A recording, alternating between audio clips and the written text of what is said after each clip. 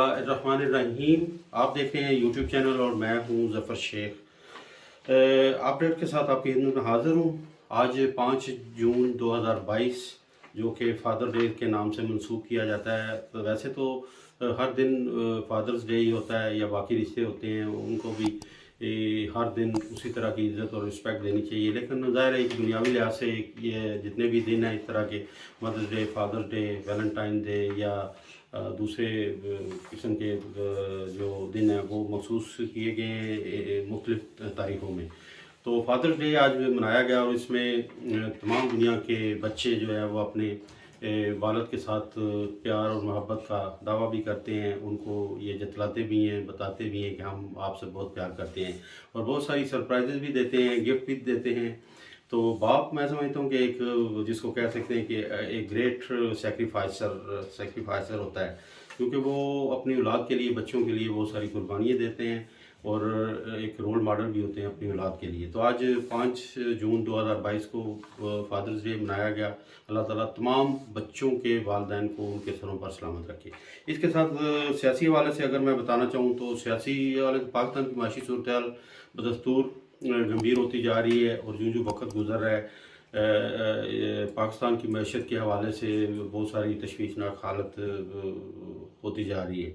तो मौजूदा हुकूमत को जैसा कि वज़ीर-ए-आज़म शहबाज शरीफ साहब ने ऐलान भी किया कि मसाइल के हल के लिए ग्रेट डायलॉग की ज़रूरत है और उसके लिए ज़ाहिर है सबसे ज़्यादा ज़रूरी तो यही है कि तमाम सियासी जमातों को बशमूल अपोजिशन की जमात PTI को इनको भी साथ लेकर मुज़ाकरात की टेबल पर इकट्ठा होना पड़ेगा। लेकिन ऐसा लगता नहीं है क्योंकि इस वक्त सियासी मुखालफत बहुत अरूज पर है और इस हवाले से इमरान खान साहब KPK से अब तशरीफ़ ला चुके हैं बनी गाला और बनी गाला में सिक्योरिटी खदशात की वजह से या उनकी गिरफ्तारी के हवाले से पाकिस्तानी अवाम वहाँ बहुत ज़्यादा बहुत सारी तादाद में इकट्ठी हो चुकी है, क्योंकि वो नहीं चाहते कि उनके लीडर को उनके सरबराह को जो है गिरफ़्तार किया जाए और अगर खुदा न खास्ता मौजूदा हुकूमत ये बेअक्ली का काम करती है तो इससे मैं समझता हूँ कि मुल्क की सूरत हाल बड़ी ख़राब होगी, क्योंकि ये हो नहीं सकता कि इस तरह का सिलसिला अगर हुकूमत की तरफ से रवश चल निकले, इस तरह की बन जाए तो फिर सियासी सूरत हाल तो बिगड़ेगी, लेकिन मुल्की सूरत हाल और मईशत के हिसाब से भी बहुत बुरा असर पड़ेगा। माजी में इस तरह का सिलसिला होता रहा, लेकिन अभी वक्त 2022 है, पहले की निस्बत अभी अवाम बहुत ज़्यादा बाशऊर हो चुकी है और उनको पता है कि इस वक्त मौजूदा हुकूमत किस तरीके से इक़्तिदार में आई है और किस तरीके से वो अपने इक़दाम को आगे बढ़ा रही है। एक्सपोर्ट के हवाले से अगर मैं बताना चाहूँ तो ये तकरीबन 45-47% कम हो चुकी है, तो ये भी एक तशवीशनाक हालत है। बिजली के हवाले से अगर मैं बताना चाहूँ तो बिजली की लोड शेडिंग 12 से 15 घंटे 16 घंटे तक की हो रही है तमाम मुल्क के शहरों में, तो ये भी इससे भी बहुत ज़्यादा बुरा असर पड़ रहा है कारोबार में और बिज़नेस में। छोटे मोटे खास तौर पे तबके के हवाले से अगर कहा जाए तो वो बहुत ज़्यादा इसमें परेशान है। इसके साथ साथ महंगाई के हवाले से अगर बात की जाए तो पेट्रोलियम की मसनूआत में बहुत ज़्यादा इजाफा 60 रुपये और इससे अभी दोबारा इसको बढ़ाया भी जाएगा और इसके साथ साथ गैस की कीमतों में भी 45% इजाफा हो चुका है। तो ये अभी इस तरह की रवश ये मैं समझता हूँ कि इस दफ़ा ये जो महंगाई हुई है ये रिकॉर्ड महंगाई हुई है पाकिस्तान की 75 साल तारीख में, तो इससे भी हमें या मौजूदा हुकूमत को सोचना पड़ेगा।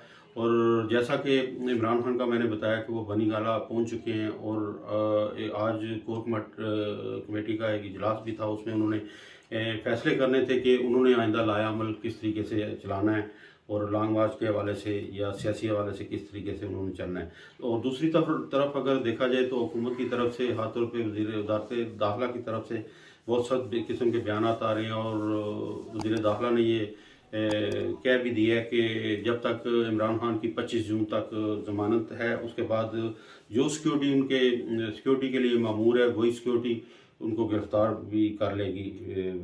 तो ये एक मैं समझता हूँ कि अच्छा बयान या अच्छी रवश या रवायत नहीं है, क्योंकि इस तरह मुल्क के हालात बेहतर तो नहीं होने वाले। IMF की तरफ से जो कड़ी शराइत हैं उनकी वजह से भी तमाम ममालिक जो हमारे मददगार होते हैं हर मौके पर उन्होंने भी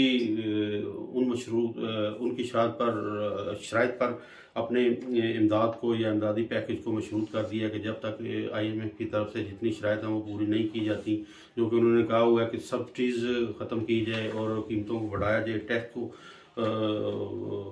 टैक्स के रिसीविंग को ज़्यादा बढ़ाया जाए, जितना ज़्यादा टैक्स इकट्ठा हो जाए। लेकिन इस सूरत हाल में अगर आवाम परेशान होंगे महंगाई की वजह से, कीमतों की वजह से, बेरोज़गारी की वजह से, बिजली की वजह से, तो मैं नहीं समझता कि उस तरीके से ये टैक्स इकट्ठा हो सकेगा या अच्छी इस्लाहत मौजूदा हुकूमत की तरफ से हो सकेंगी।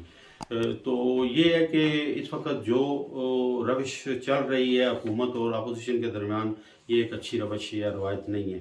इससे एक तो मुल्क का इमेज बहुत बुरा असर पड़ रहा है पूरी दुनिया के सामने, और दूसरा मुल्क की जो हालत माशी तौर पर हो रही है वो बड़ी परेशान कुन है। तो इस सिलसिले में तमाम तजिया कारों ने भी जो मैशत के साथ जिनका ताल्लुक है उन्होंने भी कहा है कि अगर इस तरह की सूरत हाल कंटिन्यूज रही तो मुल्क दिवालिया खुदा न खास्ता होने के दाने पर चला जाएगा।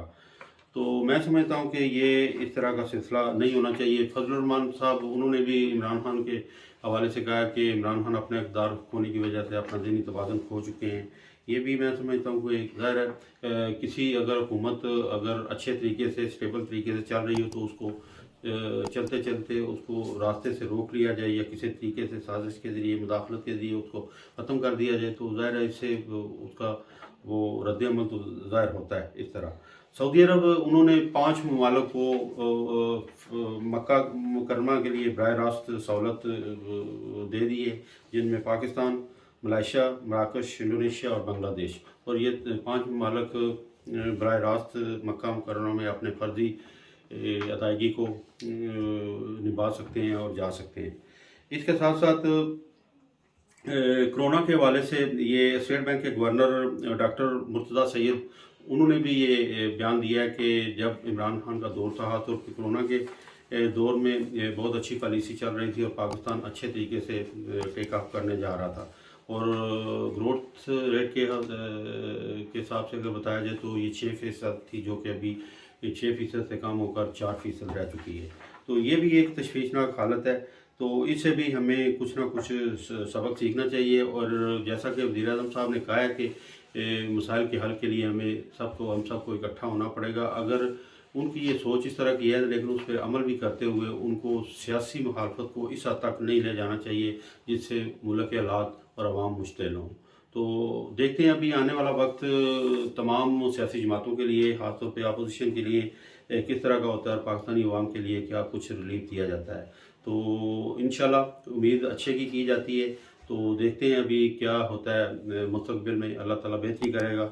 हम सबको इनफरादी और इज्तिमाई तौर पर इसके लिए दुआ करनी चाहिए। तो ये था अब तक के लिए अपडेट्स।